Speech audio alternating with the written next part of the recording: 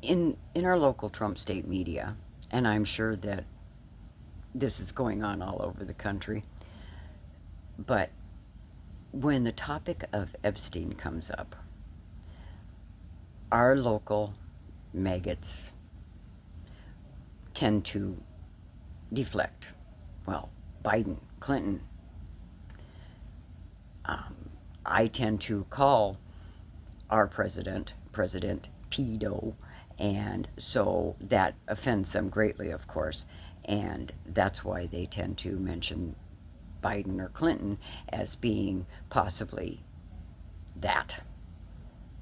And I will ask them, I'll say, well, if Biden or Clinton are named in those files, then I would want them investigated and prosecuted. Your guy is named in those files. Don't you want him investigated and prosecuted? I never get a reply from that.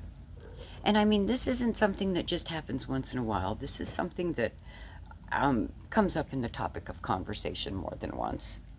Is, don't you want everybody that's named in there?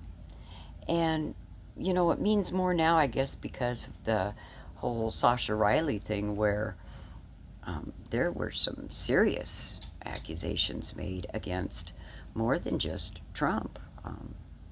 Jim Jordan and Lindsey Graham, I believe, and I just can't remember all the names. And one would think that if you had been accused of such horrid things, you would come out and say, oh, no, no, no, that didn't happen. But silence, and silence tends to be an admission of guilt. That would be my opinion. However, I do wonder why our maggot cult of orange never has a reply for that. It's probably because the things that have already come out in those Epstein files are pretty horrible.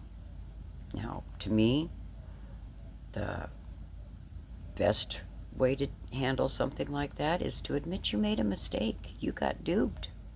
You voted for a pedo. Okay, admit that. Move on. Don't make the same mistake twice. But no, these people double down.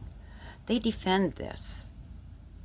And of course, now they're defending the fact that he's playing with Smittler's playbook. So,